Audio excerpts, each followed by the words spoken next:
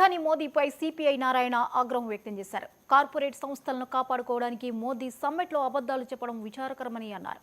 BJP అధికారంలోకి వచ్చిన తర్వాత అవినీతి లేదని, అభివృద్ధి పెరిగిందని, కాంగ్రెస్లో అవినీతి పెరిగిందని చెప్పడం సత్య దూరమన్నారు. అదేవిధంగా సత్వరమే కేసులు పరిష్కరిస్తున్నామని, ఆంధ్రప్రదేశ్లో ఒక చిన్నారిపై జరిగిన అఘాయిత్యం కేసు 20 రోజుల్లోనే చర్యలు తీసుకున్నామని చెబుతున్న ప్రధాని నరేంద్ర మోదీ 11 ఏళ్లుగా ఆర్థిక కేసులు ఎదుర్కొంటూ జగన్ జైలు బయటనే ఉన్నాడని, కోడికత్తి కేసు, వైఎస్ వివేకానందరెడ్డి కేసుల్లో ఉన్న ముద్దాయికి ఎందుకు శిక్ష పట్టడం లేదని నారాయణ ఆగ్రహం వ్యక్తం చేశారు.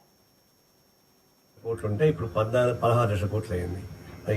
నిన్న మన ప్రధాని మోడీ గారు ఢిల్లీలో ఇచ్చేటువంటి ఆ సమ్మిట్లో చేసిన ఉపన్యాసం చూస్తుంటే చాలా ఆశ్చర్యం వేసింది. ఉపన్యాసం బాగా చెప్పుండొచ్చు, కానీ వాస్తవాలు చెప్పాలి కదా. ప్రధానమంత్రి అన్నప్పుడు సహజంగా వాస్తవాన్ని చూస్తాం మనం. ఆయన 2-3 ఎగ్జాంపుల్ చెప్తాను, అది కూడా చెప్పక్కర్లా. మేము వచ్చిన తర్వాత కరప్షన్ నిల్ అయిపోయింది, కాంగ్రెస్ పార్టీలో కరప్షన్ పెరిగింది, ఇక్కడ డెవలప్మెంట్ వచ్చింది అంటున్నాడు.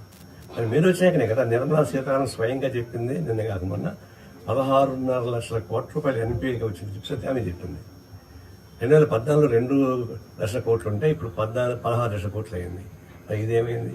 మీ పీరియడ్లోనే కదా 29 మంది డబ్బులు ఎగ్గొట్టి విదేశాలకు వెళ్ళారు. అందులో 28 మంది గుజరాత్ వాళ్ళే కదా, ఒక విజయవాడ తప్ప. వీళ్ళంతా కలిసి ఎగ్గొట్టినప్పుడే 16 లక్షల కోట్ల రూపాయలు. మరి ఇది హోల్సేల్ అనేది కదా. రెండవది, మేము సత్వర పరిష్కారం చేస్తాం కేసు అన్నాడు. ఆంధ్రప్రదేశ్లో ప్రదర్శించాడు. ఆంధ్రప్రదేశ్లో వచ్చినప్పుడు ఒక చిన్న ఆడపిల్ల పైన జరిగిన దాన్ని ఒక 20 రోజుల్లోనే మేము యాక్షన్ తీసుకున్నామన్నాడు. మరి 11 ఏళ్లుగా అనేక రకాల ఆర్థిక కేసులు ఉన్నటువంటి జగన్మోహన్ రెడ్డి బెయిల్ పైన ఉన్నాడు. ఇంతవరకు కోర్టుకు పోలే. కోడికత్త కేసు ఆయన కోర్టుకే పోలే. వైఎస్ వివేకానందరెడ్డి హత్య కేసు 6 ఏళ్ళు అయిపోయింది, దానికి పరిష్కారం కాలే.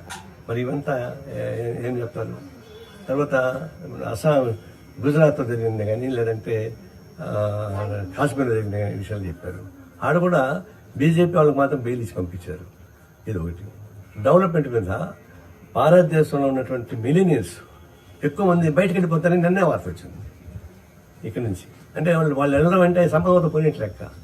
అది ఇదంతా పెట్టుకొని ప్రపంచంలో 3వ స్థాయికి ఎదుగుతామని చెప్తున్నారు. మరి హంగరీ ఇండియా 112 స్థానం ఉంది. 170 దేశాల్లో 112 స్థానం హంగరీ ఇండియా. అదే పావర్టీ చేస్తారు. మరి వాల్యూ పెరిగిందా, పేదవాళ్ళ పరిస్థితి మెరుగుపడిందని పెరుగుపడలేదు. ఇవన్నీ పెంచకుండా కార్పొరేట్ కంపెనీస్ని సాటిస్ఫై చేసే పద్ధతుల్లో చిమ్మిక్లు విసిరి అబద్ధాలు చెప్పడం అనేది చాలా విచారకరం.